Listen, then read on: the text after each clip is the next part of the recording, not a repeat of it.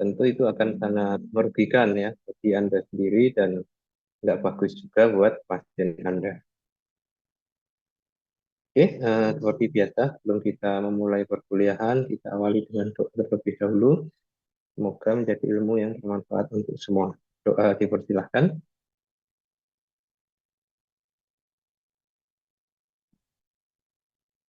Ini ya Rabbal Alamin.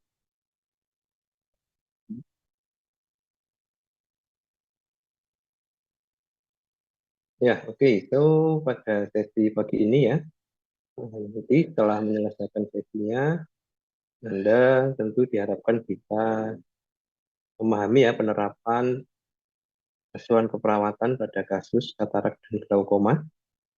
Nah, sebelum mencapai itu, tentu adalah kita bahas dulu nih, istilah kita review ya, seperti apa sih sebenarnya struktur di dalam mata kita, seperti apa masing-masing bagian atau organ ya di mata itu menjalankan fungsi dan perannya, sehingga fungsi mata gitu ya sebagai penglihatan ini bisa berjalan normal. Nah, dari situ nanti baru Anda akan bisa memahami ya ketika ada gangguan struktur dan fungsi dari organ mata pada kondisi katarak dan pada kondisi glaukoma, apa perubahan yang terjadi, apa efeknya dalam fisiologi melihat gitu ya. Jadi Anda bisa melihat benang merahnya. Oke, kemudian kita lihat ya seperti apa nanti pendekatan keperawatan pada pasien dengan masalah katarak dan glaukoma. Oke, jika ada yang bertanya, nanti silahkan langsung ketik di chat ya, akan langsung saya respon. Nggak usah nunggu di akhir materi atau saya suruh bertanya, gitu ya. So, nah ini dia ya, mata manusia dewasa normal, gitu ya. Pada intinya, cara kerja mata itu sama kayak proyektor lah, kalau Anda boleh bilang ya. Seperti proyektor yang ada di perkuliahan tuh. Jadi proyektor ini akan memfokuskan gambar gitu ya ke layar. Dari layar akhirnya muncullah image gitu ya. Image atau interpretasi terhadap objek yang kita lihat. Nah, seperti itu ya. Di dalam proyektor sendiri itu ada sumber cahaya. Nah, yang akan difokuskan oleh lensa di dalam proyektornya. Nah, mata kita cara kerjanya persis sama kayak gitu ya. Jadi cahaya dari luar, oke, akan masuk ke dalam bola mata melalui lubang yang di tengah ini ya. Lubang yang disebut pupil ya. Nah, pupil ini lubang yang di tengah. Ini tampak muka, ini tampak samping ya.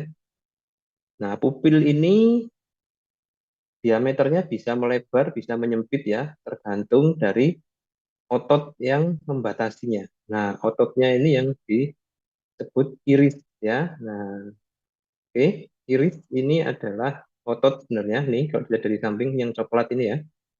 Jadi dari depan kalau di gambar ini dia berwarna abu-abu, tapi kalau di gambar samping ini dia yang coklat dalamnya ini adalah ototnya yang disebut apa? Musculus ciliaris ya. Jadi otot ciliaris ini nanti yang akan mengatur diameter dari pupil sesuai dengan jumlah cahaya yang masuk gitu ya. Jadi kalau jumlah cahaya di luar itu lagi silau ya, lagi terang, maka yang masuk ke mata akan dikurangi sehingga pupil akan menyempit gitu ya.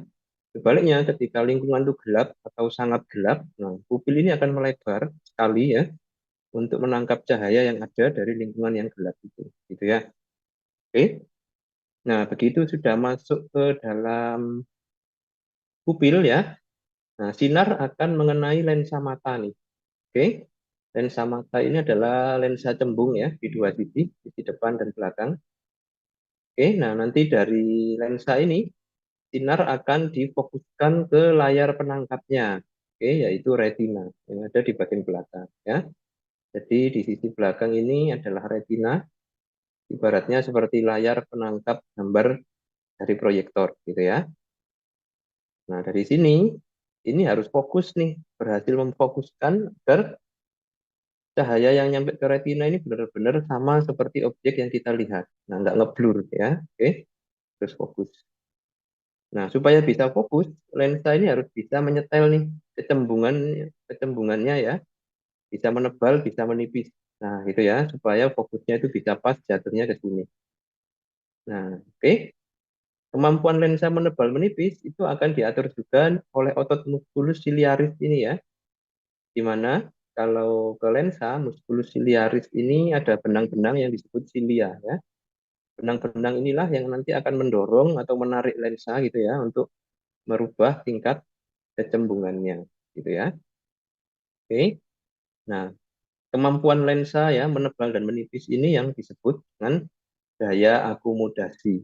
Oke, jadi kemampuan dia menebal dan menipis untuk memfokuskan cahaya sesuai jarak objek yang dilihat gitu ya. Oke, nah nanti cahaya akan sampai nih ke retina ya, ditangkap dan difokuskan di bagian ini.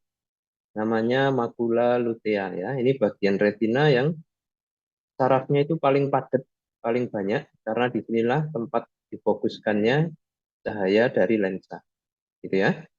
Oke, nah di bagian tengah makula ini terdapat cekungan ya yang disebut fovea centralis atau central depression. Nah, ini adalah bagian yang paling sensitif dari makula lutea, gitu ya. Nah, nantinya dari sini nih cahaya yang terfokuskan akan diterjemahkan, gitu ya.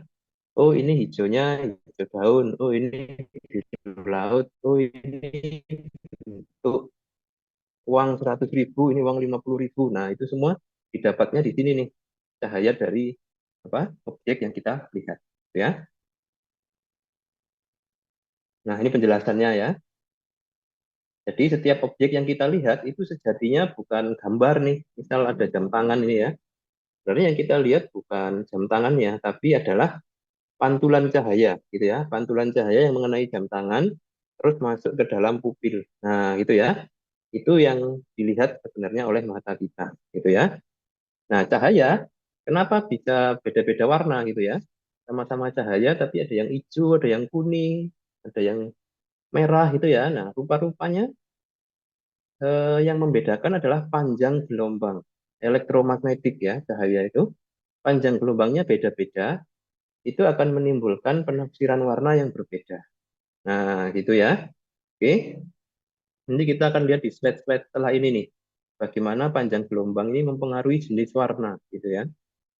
Oke, nah terus tadi cahaya ya diproyeksikan, difokuskan ke retina dan terjadi konversi perubahan bentuk sinyal ya dari gelombang cahaya menjadi impuls saraf atau impuls listrik. Nah, dikonversi nih.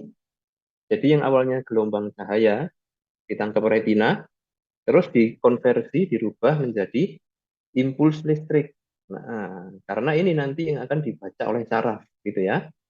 Nah, sehingga setiap panjang gelombang yang berbeda, impuls listriknya pun akan berbeda. Nah, gitu ya. Oke, itu akan terjadi di bagian belakang dari retina ini, gitu ya. Oke, dikumpulkan tuh impuls sarafnya ke saraf optik ya. Nah, menjadi satu di sini. Saraf optik kemudian membawa sinyalnya ini melalui kiasma optikum dan disetorkan ya di pusat penglihatan di otak. Ya. Nah, Anda masih ingat nggak di bagian otak itu bagian mana yang berperan sebagai pusat penglihatan? Ada yang tahu nggak kira-kira? Apakah di depan, belakang, samping, atau di mana? Ada yang tahu kira-kira? Belakang, Mas. Di belakang ya, di lobus apa? Oksipital. Oke, lobus occipital. Kebetulan sekali ya, Chania.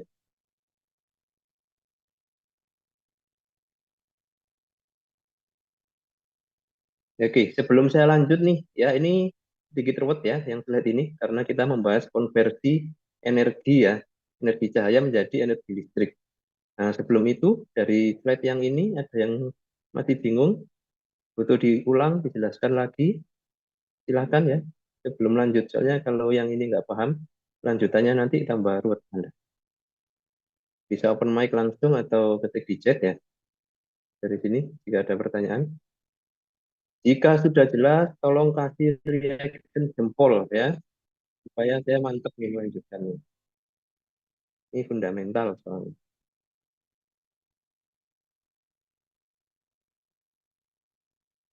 Nah, ini kok sepi nih. Tidak ada yang bertanya, nggak ada yang ngasih jempol. Oh ya, Adiba sudah ngasih jempol ya. Oke. Opnis. Nah, sudah masuk jempolnya. Yang lain ini masih bingung apa sudah jelas ya?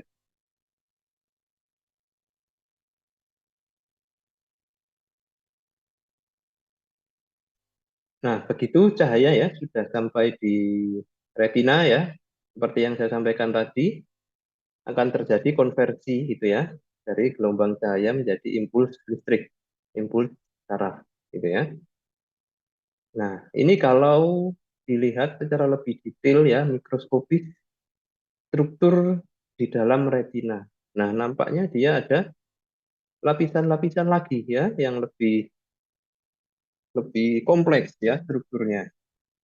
Anda lihat di situ ada sel bipolar ya, ada sel ganglion. Oke. Terus ada sel kerucut ya, kun dan sel batang, rod gitu ya bahasa Inggrisnya.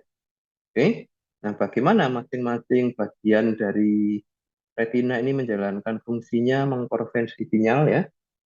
Nah, dia terdiri dari dua bagian nih, retina ya, makula dan periferal retina. Jadi makula itu yang di sini tadi ya, yang ada cekungannya, tempat difokuskannya cahaya itu namanya makula. Bagian lainnya itu adalah retina perifer. Ya, oke, makula berperan dalam menangkap cahaya ya dari objek utama yang dilihat dari lapang pandang utama, gitu ya.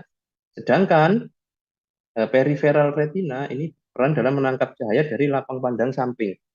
Nah, makanya kalau kita melihat ya, pas fokus nih ke laptop, nah itu makula itu yang menangkap sinyalnya, jadi fokus dan jernih.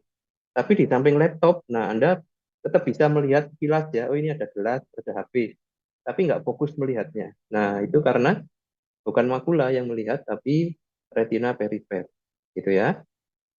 Oke. Nah, cahaya ini akan dikonversi ya menjadi impuls saraf dengan intensitas berbeda, beda tegangan, gitu ya, sesuai dengan panjang gelombang cahaya yang masuk. Nah, sel utama yang berperan dalam mengkonversi gelombang ini ya adalah sel batang dan sel kerucut namanya. Oke.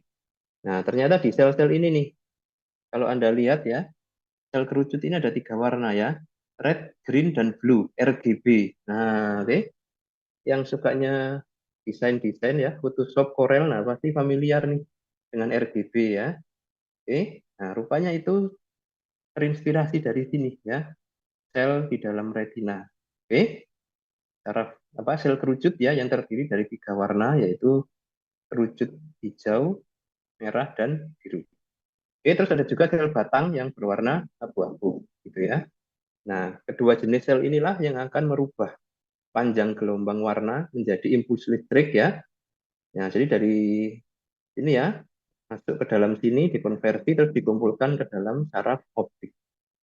Nah, gitu ya. Terus yang belum ada di slide adalah fungsi ya dari sel kerucut. Nah, jadi sel kerucut ini fungsinya adalah menginterpretasikan cahaya dengan aneka warna. Nah, itu sel kerucut ya. Semua spektrum warna itu yang mengartikan atau menginterpretasi atau mengkonversi ya lebih tepatnya ya, itu adalah sel kerucut. Sedangkan sel batang ini dia fokus pada hitam putih dan gelap terang. Nah, itu ya. Jadi kondisi brightness, nah itu sel batang tuh yang bagian mengkonversi ya.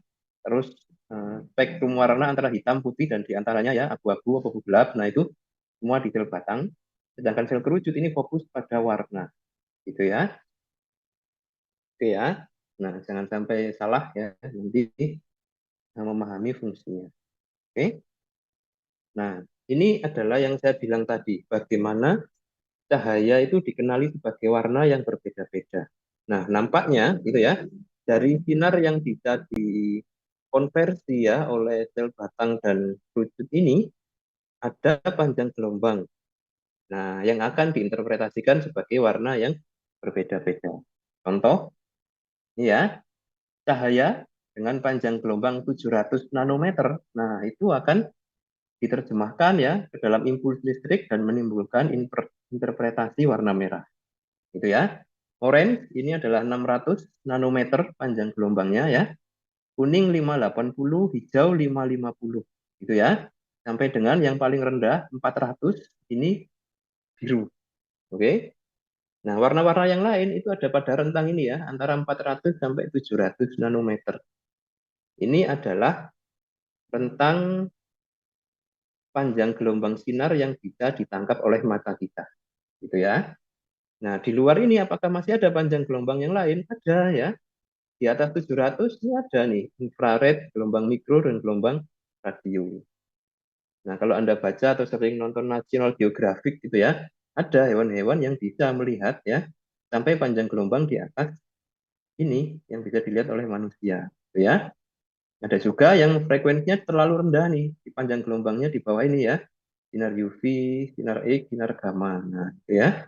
Contoh. Ini kita nggak bisa lihat, tapi ada panjang gelombangnya.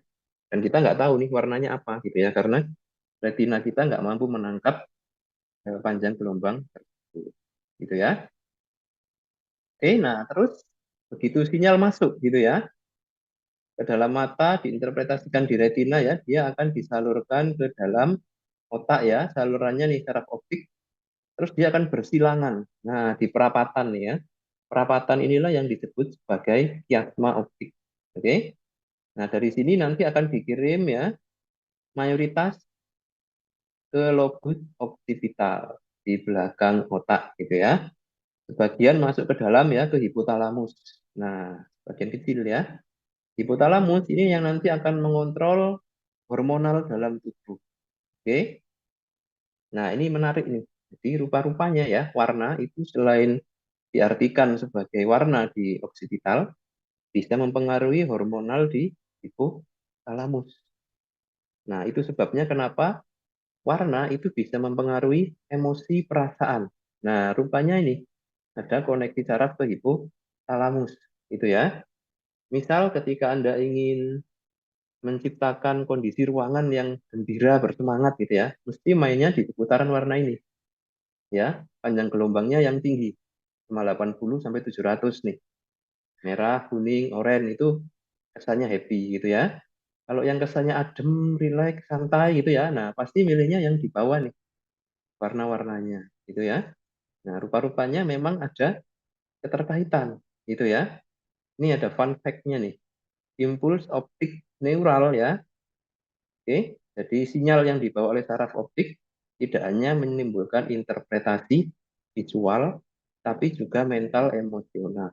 Nah, ini fakta yang menarik karena sebagian memang ditangkap oleh hipotalamus yang dia mengontrol hormonal, gitu ya. Kalau Anda lagi stres, pasti mencarinya tempat-tempat yang cenderung warnanya itu natural, hijau, biru, gitu ya. Nah, untuk menimbulkan relaksasi. Nah, itu yang bekerja di sini, di hipotalamusnya, gitu ya. Kalau Anda lihat warna merah, bawaannya tegang, sudah marah, gitu ya. Nah, misal, nah itu adalah efek dari ini, gitu ya. Kemudian ada juga manfaat warna lain, gitu ya, yang ternyata bisa dimanfaatkan. Nah, contoh warna kuning, gitu ya, contoh ya. Warna kuning itu banyak penelitian membuktikan warna kuning ini membantu meningkatkan memori. Nah, gitu ya.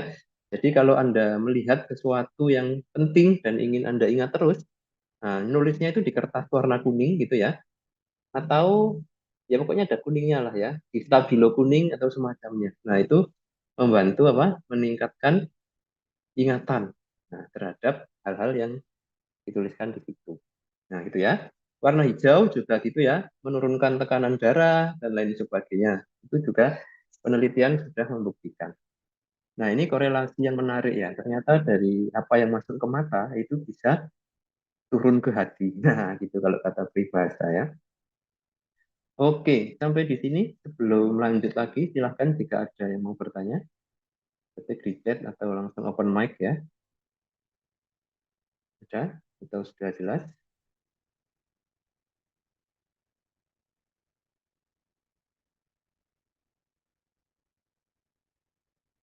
Oke, jika sudah jelas, kita akan masuk ke penyakitnya nih.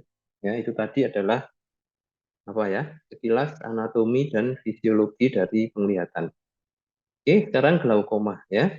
Glaukoma pada intinya adalah sekelompok gangguan penglihatan gitu ya, yang ditandai dengan karakteristik utamanya itu kerusakan saraf optik. Nah, gitu ya. Kerusakan saraf optik ya. Definisi yang lain ya menyebutkan bahwa glaukoma ini adalah sekelompok kelainan ya yang menimbulkan terjadinya kerusakan saraf optik secara progresif. Nah, progresif berarti memberat seiring berjalannya waktu, gitu ya. Ditandai dengan apa? Degenerasi ya, berkurangnya jumlah ganglion saraf. Nah, yang menghasilkan kerusakan pada ujung saraf optik, gitu ya. Nah, dulu glaukoma ini identik dengan kondisi peningkatan tekanan intraokuler ya atau intraocular pressure dibanding neuropati. Titik tekannya lebih di tekanan. Tapi sekarang sudah lebih spesifik ya, karena peningkatan tekanan ujung-ujungnya kan ngerusak saraf. Nah, sehingga yang disebut karakteristik utama akhirnya adalah neuropati saraf optik, gitu ya. Nah, faktor resiko yang utama ya adalah usia memang dari glaukoma ini. Yang kedua, segala kondisi yang bikin tekanan intraokuler meningkat. Nah, itu akan membuat saraf optik jadi rusak ya. Terus miopi, rabun jauh yang berat. Nah, itu diketahui juga meningkatkan resiko itu apa? Glaukoma ya, serta riwayat keluarga yang pernah menderita glaukoma.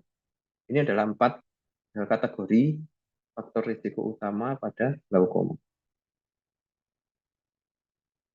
Nah, sebenarnya seperti apa gitu ya proses penyakit yang melatar belakangi sampai muncul glaukoma. Nah, kita berangkat dari konsep ini ya, tekanan intraokuler dulu ya, intraocular pressure. Dalam kondisi yang normal, tekanan intraokuler ini terjaga pada rentang 10 sampai 21 mm Hg. Oke. Nah, apa yang membentuk tekanan intraokuler? Nah, sebenarnya di dalam mata itu kan ada cairan ya, ada cairan nih. Kalau yang di dalam sini di belakang lensa ini disebut vitreous humor ya. Kalau yang di depan lensa disebut aqueous humor. Nah, itu adalah cairan yang mengisi bola mata. Gitu ya. Nah, cairan ini setiap detik itu diproduksi ya. Demikian pula setiap detik dia dialirkan keluar. Nah, sehingga terjadilah keseimbangan antara produksi dan aliran keluarnya. Nah, keseimbangan dari produksi dan aliran keluar inilah yang menentukan besarnya tekanan intraokuler. Gitu ya. Jadi kelancaran aliran keluar dari aqueous humor ini ya, ini tergantung dari lubang keluarnya. Nah, itu ya. Lubang keluarnya harus bagus sehingga mengalir keluarnya lancar, tekanannya nggak naik, tidak terjadi penumpukan. Nah, di mana tempat keluar dari cairan mata ini? Nah, rupanya dia itu dari dalam bola mata nih ya, diproduksi terus mengalir keluar lewat bawahnya lensa. Nih, kalau dilihat ya, ini musculus ciliaris tadi ya, lewat sini ke depan lensa terus keluarnya. Nah, ini iris ya. Keluarnya di bawah iris ini ada lubang-lubang di kornea. Oke, yang disebut apa? Trabekula. Nah, itu ya. Ini loh ya, trabecular meshwork ya. Trabekula. Ini di kornea. Ini 90% mengalirnya lewat sini, yang A ya. 10% sisanya lewat celah di antara kornea dan musculus ciliaris yang disebut sebagai kanal Slem. Nah, gitu ya. Nah, ini harus terbuka ya, angle-nya ini 45 derajat nih antara iris dan kornea. Supaya apa? Alirannya harus bagus. Gitu ya. Alirannya bagus, nggak ketutup. Nah, gitu ya. Jadi, aliran keluar sangat tergantung pada integritas drainase. Nah, gitu ya. Dan angle-nya harus terbuka nih, sekitar 45 derajat antara iris dan kornea. Gitu ya. Oke. Nah, cairan ya dari vitreous humor keluar menjadi aqueous humor, mengalir keluar lewat trabekula dan kanal Slem. Gitu ya. Oke, nah nantinya cairan ini akan masuk ke dalam sirkulasi vena. ya, sirkulasi vena dan kembali ke sistemik aliran darah. Itu ya. Nah, pada kondisi glaukoma, problemnya terjadi ketika cairan aqueous humor ini nggak bisa keluar. Nah, padahal cairannya terus diproduksi tapi nggak bisa keluar. Akhirnya terjadilah penumpukan cairan di dalam situ, gitu ya. Pressure akan meningkat nih di dalam ya, karena cairannya terus diproduksi tapi yang keluar nggak sebanding, gitu ya. Nah, tekanan intraokuler ya akan meningkat, gitu ya, dan semakin berat seiring dengan exertion, physical activity, aktivitas fisik meningkat, tekanan juga ikut meningkat akhirnya ya. Beberapa pola makan ya, dietary, terutama yang tinggi garam, nah itu juga akan meningkatkan ya, serta beberapa jenis pengobatan, gitu ya. Oke, nah kondisi sistemik, penyakit penyerta seperti diabetes, infeksi ya di mata, dan kerusakan-kerusakan lain pada mata itu bisa membuat IOP meningkat. Ya, hipertensi juga sama bisa bikin IOP meningkat dan itu akan semakin memperburuk glaukoma. Gitu ya. Oke, sampai di sini apakah ada yang ingin ditanyakan, perlu diulang atau diperjelas? Saya rasa cukup jelas ya. Nah, ketika tekanan intraokuler meningkat, apa yang terjadi? Nah, gitu ya. Tekanan intraokuler meningkat akan meningkatkan kerusakan pada retina. Namanya nggak biasa ditekan terus dipencet. Nah, itu ya. Akan secara mekanis itu bikin kerusakan pada ujung saraf optik. Ya, ibaratnya kayak kena jotos gitu ya, tekanan meningkat, nah dia rusak. Itu adalah direct mechanical.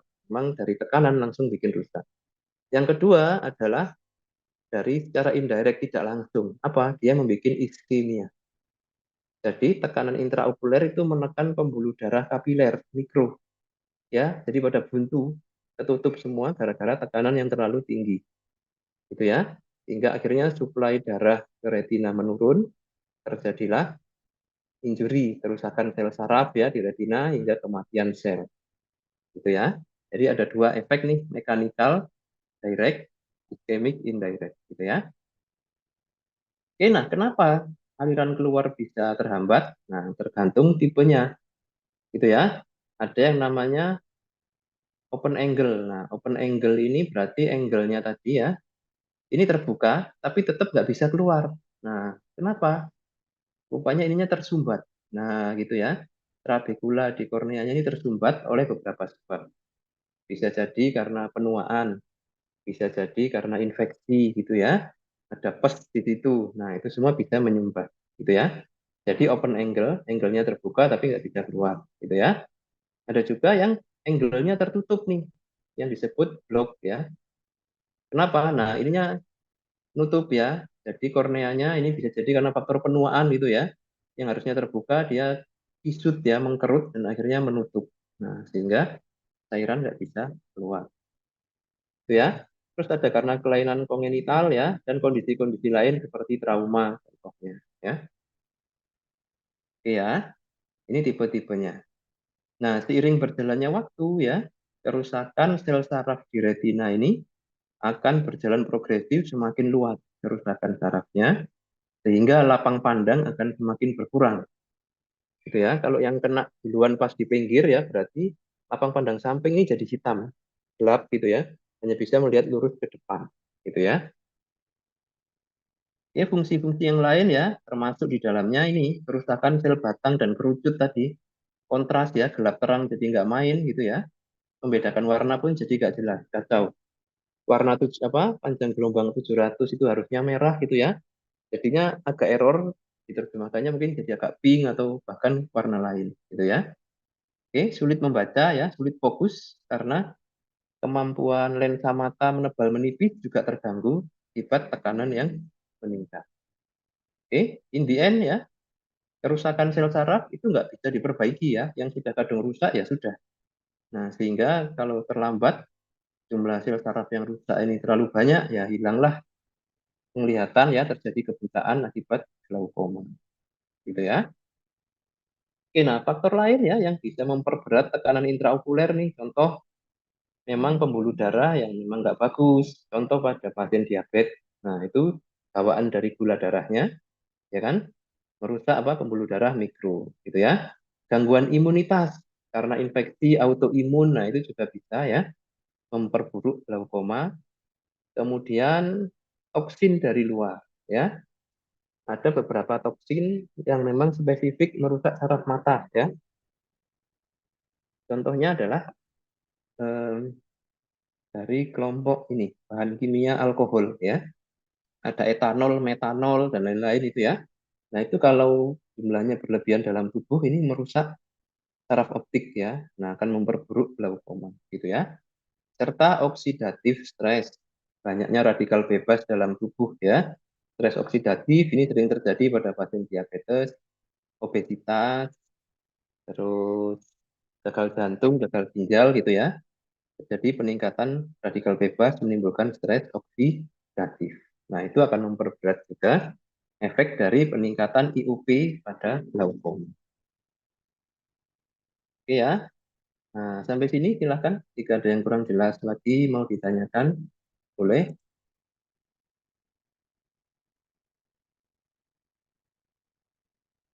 Bisa ketik di chat ya atau open mic-nya. Jika tidak ada, kita lanjut. Nah, ketika ada orang nih ya, sudah ada keluhan gitu ya di mata, nah, jadi dia akan butuh pemeriksaan lebih lanjut gitu ya. Pemeriksaan pertama yang akan dilakukan adalah ini, tonometri, mengukur tekanan di dalam bola mata gitu ya. Jadi kayak gini modelnya ya. Nah, kornea akan disentuh oleh ujung yang lembut ini ya untuk mengukur tekanannya. Jadi ini akan menekan ke kornea nantinya untuk mengukur tekanannya gitu ya. Oke, jadi tekanan kornea akan dipencet gitu ya oleh alatnya dan tahanannya dari kornea itu yang akan diinterpretasikan sebagai IOP ya. Nah, supaya pasiennya kooperatif, tentu dikasih premedikasi dulu ya. Dikasih anestesi lokal di matanya, tetes, supaya tidak menimbulkan refleks kedip mata, gitu ya. Tonometri. Oke. Terus yang kedua, oftalmoskopi, ini dilihat kondisi makula. Nah, ini makula ya. Oke. Kondisi makula akan dilihat ya, apakah ada kerusakan atau tidak, ada pendarahan atau tidak. Ya, ya. Nah, contoh nih, ya. Ada bagian yang terlihat pucat. Nah, ini menandakan iskemia gitu ya, akibat peningkatan tekanan. Terus ini contoh ada bercak ya, kemerahan darah. Nah, ini adalah akibat juga peningkatan tekanan ya, pembuluh darah mikronya pecah gitu ya. Oke. Terus selain itu juga ada pemeriksaan lain ya, yaitu uji lapang pandang pusat ya. Untuk menilai lapang pandang, melihat adanya blind spot gitu ya, dan seberapa parah nih tingkat glaukomanya. Dilihat lapang pandangnya. Oke, nah pada pasien dengan glaukoma ya, terdapat beberapa opsi tindakan ya. Bisa tindakannya pengobatan konservatif ya, atau tindakan invasif. Oke. Pada pengobatan ya, ada beberapa contoh jenis obat itu yang bisa membantu meringankan tekanan IOP, terutama obat-obat golongan analog prostaglandin gitu ya. Dia membantu merilekskan iris. Nah, gitu ya. Sehingga apa? Angle-nya itu jadi lebih terbuka gitu ya. Sehingga aliran keluar bisa sedikit membaik dengan obat-obatan. Oke. Nah, tapi ya pada kebanyakan kasus ya pengobatan ini tidak memberikan perbaikan yang signifikan. Tekanannya tetap tinggi meskipun turun tapi tetap tinggi gitu ya. Sehingga dibutuhkan memang mayoritas itu tindakannya invasif. Diapakan biasanya yang paling banyak adalah di laser gitu ya. Laser ini ditembakkan sinar lasernya ke trabekula yang tadi ya, ke lubang-lubang itu supaya dia lebih lebar diameternya. Atau insisi. Jadi untuk membuka angle-nya tadi, ya ini sering dipakai untuk yang close angle nih. Nah, insisi memang dibuka angle-nya supaya jalan keluarnya terbuka kembali. Gitu ya. Ya. Nah, tindakan invasif ini sering jadi opsi pertama gitu ya ketika pastinya datang itu sudah dalam kondisi yang sudah terlambat ya, sudah berat datangnya ya sudah. Nah, biasanya nggak akan dikasih medikasi lagi, tapi langsung di KIE untuk invasif, gitu ya. Nah, dari banyak studi sudah membuktikan ya, laser trabekuloplasti. Jadi pembukaan trabekula menggunakan laser itu menurunkan IOP, ya, dan memperbaiki keseimbangan aliran dari cairan mata. Itu ya. Oke, nah ini adalah overview nih dari glaukoma, mulai dari perjalanan penyakit, tanda dan gejala tadi ya, atau fisiologi hingga penanganan. Sebelum kita lanjut ke katarak, silakan jika ada yang mau bertanya atau ada poin yang perlu diperjelas.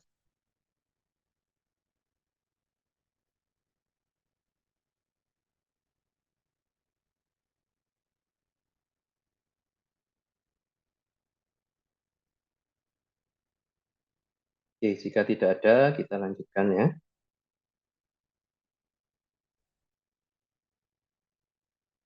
Nah, next kita lanjutkan pembahasan kita ke katarak ya. Nah, katarak ini kondisi penglihatan yang sama sekali berbeda dengan glaukoma ya. Oke, jadi yang disebut katarak adalah kekeruhan ya dari lensa. Lensa yang harusnya jernih, 100% jernih ya, sehingga cahaya itu bisa masuk dan difokuskan. Pada katarak ini mengalami kekeruhan, sehingga akhirnya sinar yang masuk ini ya memang ada yang difokuskan, tapi banyak yang tersebar justru ya, karena kekeruhannya tadi. Gitu ya.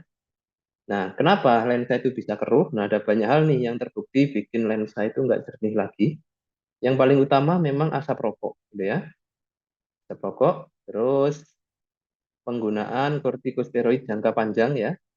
Karena kortikosteroid ini rupa-rupanya mempengaruhi kolagen. Nah, kolagen ini banyak nih di dalam lensa gitu ya. Jadi kolagennya pada rusak dan terjadi penggumpalan gitu ya. Terutama pengguna kortikosteroid dosis tinggi jangka panjang ya. Oke, terus sinar matahari dan radiasi. Ya, ini terutama akibat dari UV ya. Sinar UV yang terlalu kuat itu bisa mempengaruhi struktur internal lensa, gitu ya. Terus kondisi-kondisi diabetes, obesity ini karena radikal bebas yang meningkat ya, stres oksidatif, bikin lensa juga jadi keruh ya, serta kondisi trauma atau cedera. Nah, ini bisa bikin katarak. Oke. Nah, tipe-tipe katarak berdasarkan penyebabnya ya, ada trauma, kongenital, dan penuaan. Nah, ini yang paling banyak terjadi adalah yang tipe penuaan. Manifestasinya kalau katarak ya, penglihatan yang buram ya, tapi nggak nyeri gitu ya. Kalau katarak tidak sakit, kalau glaukoma tadi nyeri ya, sakit. Oke, terus pasien ya merasakan lingkungan sekitar itu jadi lebih gelap gitu ya. Cahayanya nggak terang dan nggak tajam seperti biasa. Jadi seperti memakai kacamata yang kotor berkabut gitu ya. Oke, terus cahaya itu terlihat menyebar. Nah, jadi kita ketika orang katarak itu berjalan gitu, sama kayak waktu kita mengemudikan mobil malam hari ya, ada mobil atau motor dari depan papasan. Nah, sinarnya itu kayak menyebar di dalam mata gitu ya, sangat tidak nyaman sekali. Sensitif terhadap kondisi yang agak silau ya, serta penurunan ketajaman penglihatan. Ya, tidak hanya itu, pasien dan katarak juga ini gelap terangnya itu jadi nggak bagus gitu ya, melihat ruang terang itu agak gelap gitu ya, dan melihat ruang gelap itu kayak agak terang, kayak semakin gelap. Nah, gitu ya, kemampuan mengidentifikasi kontrasnya ini menurun. Oke. Nah, pada katarak yang berat ya bisa terjadi diplopia, penglihatan ganda. Jadi melihat satu objek itu kayak gandeng dua gitu ya. Terus juga gangguan dalam menginterpretasikan warna gitu ya. Karena panjang gelombang yang masuk kena lensa yang keruh ini bisa jadi beda setelahnya gitu ya. Sehingga akhirnya gangguan interpretasi warna. Oke. Nah, ini dari banyak studi ya menyebutkan memang faktor resiko utama ya usia. Seiring berjalannya usia itu ya, protein dari lensa ini nggak bagus integritasnya. Ini yang utama ya. Terus efek radikal bebas ditambah rendahnya antioksidan nih, vitamin C terutama ya, dan E. Itu ya, membuat lensa jadi keruh. Oke. Terus intake nutrisi yang buruk, obesitas. Nah, itu ya. meningkatkan resiko katarak ya, serta beberapa penyakit sistemik seperti diabetes, Down syndrome ya, masalah ginjal ya, ini yang sering terjadi. Nah, jenis-jenis katarak berdasarkan lokasi lesinya, gitu ya. Ada yang mengenai nukleus bagian tengah dari lensa, gitu ya, disebut nuklear katarak, gitu ya, central opacity. Jadi kekeruhannya itu pas di kapsul di tengahnya, karena mengenai nukleus inti bagian tengah dari lensa, gitu ya. Yang kedua adalah kortikal, jadi katarak yang mengenai permukaan, gitu ya. Bagian permukaan dari lensa ini yang mengeruh duluan, gitu ya. Oke, terus yang ketiga, posterior subkapsular. Nah, kalau ini di belakang dari nukleus. Nah, di sisi belakang dari nukleus itu yang mengalami kekeruhan, gitu ya. Sehingga ya sama, pada akhirnya terjadi penurunan fungsi penglihatan. Nah, ini ya ilustrasinya ya. Jadi kalau nukleus yang kena ya, vertikal, nah yang ini ya di permukaan nih. Oke. Terus kalau yang posterior ya, subkapsular itu di belakang dari nukleus lensanya, gitu ya. Nah, ketika pasien nampak nih mengarah ke katarak gitu ya, kita lihat lensanya agak berubah warna, nah, langsung nih dicek ya kemampuan ketajaman penglihatannya. Oke. Terus dilihat juga pakai ini ya, ophthalmoscope untuk melihat lensanya. Lesinya lokasinya di mana nih? Struktur lensanya ada perubahan nggak? Nah, gitu ya. Oke, kalau yang glaukoma tadi kan yang dilihat pembuluh darah dan retina ya. Kalau ini yang dilihat lensanya, gitu ya.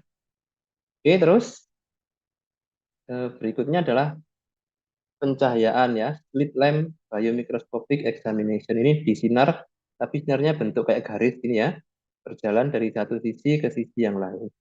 Nah, ini ditentukan untuk mengukur derajat katarak, gitu ya. Nanti di slide berikutnya kita akan bahas derajat katarak.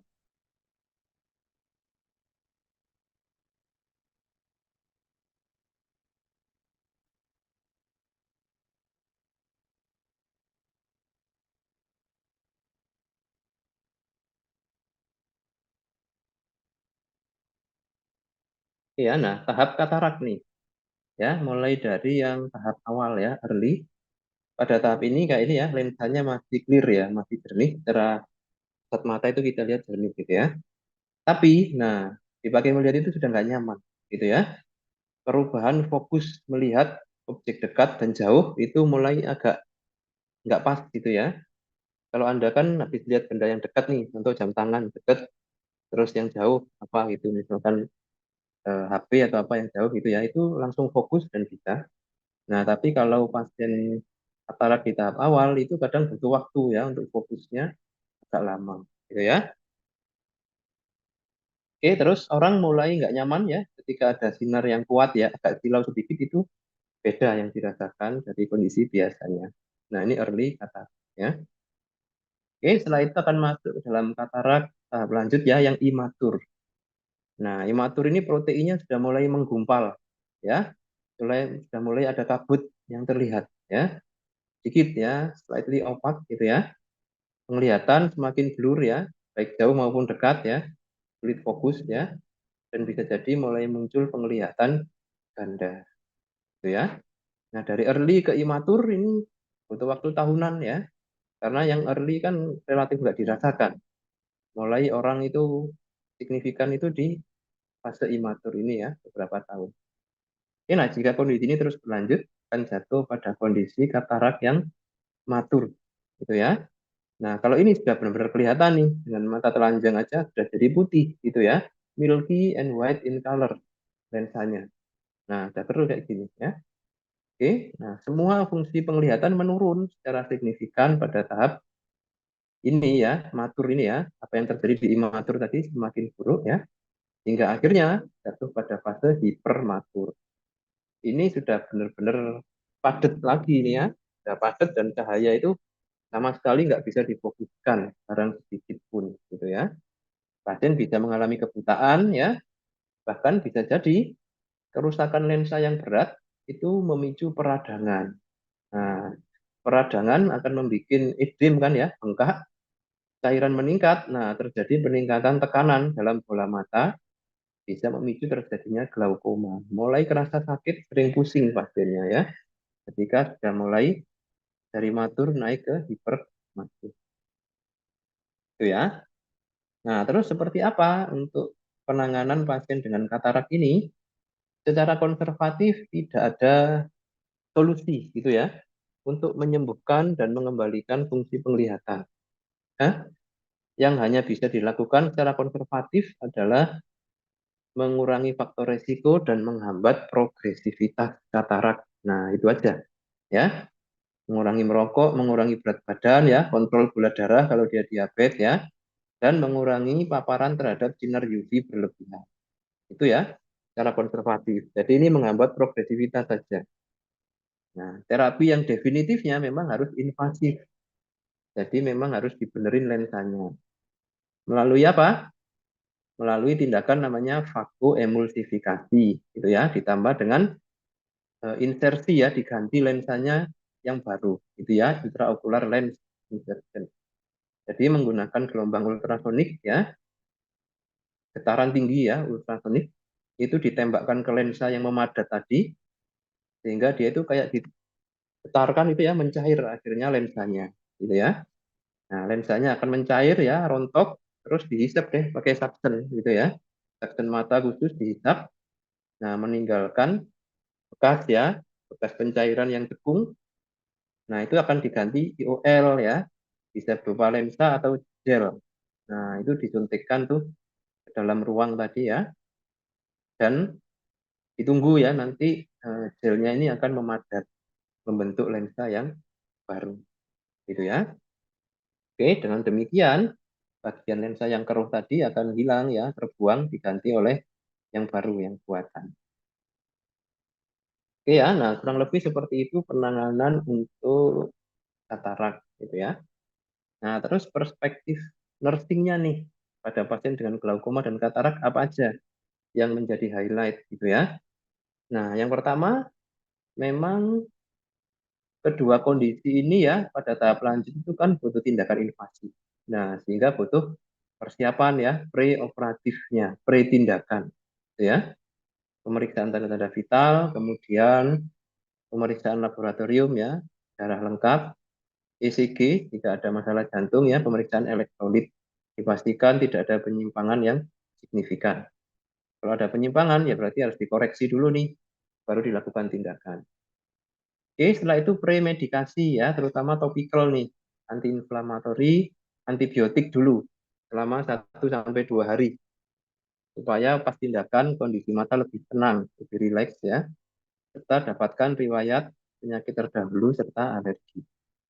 Itu ya untuk preoperasi. Nah, selain persiapan fisik, preoperatif juga psikososial nih, kecemasan tinggi ya, karena yang diutak-atik kan mata itu, sesuatu yang ya di depan mata ya bisa dilihat itu membuat pasien banyak itu cemas dan cukup tertekan gitu ya, sehingga dibutuhkan edukasi dan pendampingan yang bagus serta peran serta dari keluarga dalam mendukung pasien gitu ya. Nah, pasca tindakan baik pada tindakan laser glaukoma maupun fakoemulsifikasi retina ya, oke, konteksnya sama fisik dan psikososial tetap ya. Nah, harus dilindungi mata nih pasca tindakan ya, terutama 24 jam pertama harus pakai pelindung mata.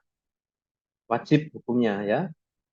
Setidak nyaman apapun pasien harus diedukasi ya supaya ini dilindungi. Oke. Nah, setelah 24 jam pertama ditutup ya, benar-benar dilindungi, baru bisa diganti dengan sunglasses gitu ya, kacamata yang bisa melindungi baik waktu siang maupun malam gitu ya, untuk mengurangi beban dari lensa yang baru dibenerin gitu ya. Oke, terus beberapa obat-obatan pasca tindakan ya juga diberikan ya, antibiotik, antiinflamasi, serta obat-obat tetes mata nih untuk merilekskan mata dan mengurangi peradangan gitu ya. Oke, normalnya eh, tindakan pada mata ini minim discomfort ya, minim keluhan, gitu ya. Sehingga harus dipastikan tidak ada keluhan yang tiba-tiba terasa signifikan, gitu ya.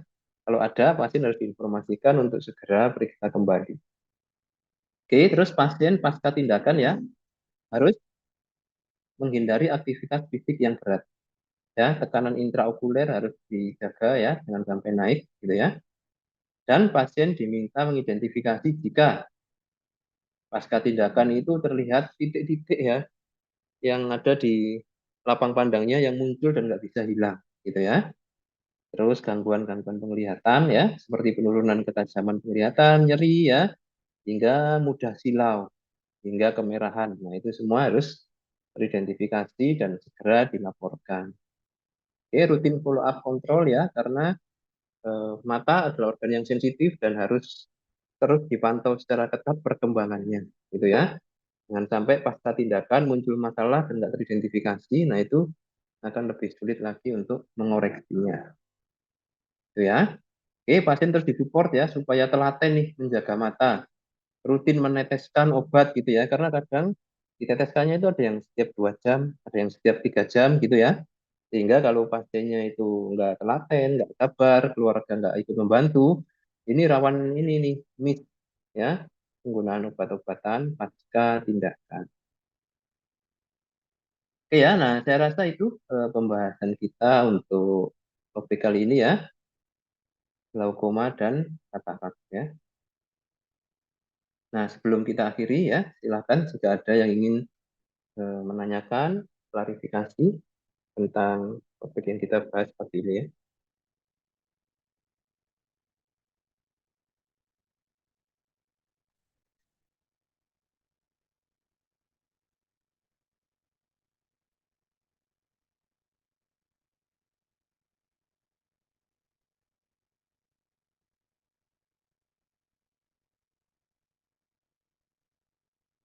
11 nampaknya ya. Nah, siap untuk UAS berarti ya.